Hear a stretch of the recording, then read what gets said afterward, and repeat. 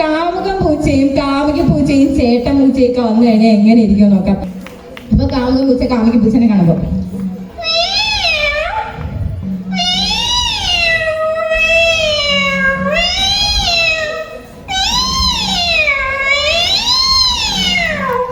അപ്പൊ ഇത് കാണാൻ നമ്മുടെ കാമുകി പൂച്ച ഭയങ്കര കാലിട്ട് ചെയ്ത വര വരയ്ക്കും.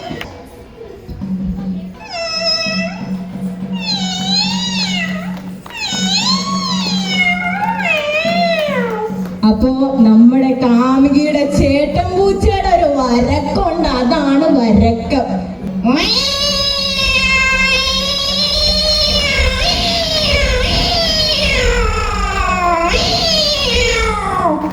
അപ്പോ നമ്മുടെ കാമുകൻ പൂച്ചയും കാമുകി പൂച്ചയുടെ ചേട്ടൻ പൂച്ചയും തമ്മിലുള്ള ഒരു അടിയുണ്ട്, അതും കൂടെ നമുക്ക് കണ്ടുനോക്കാം.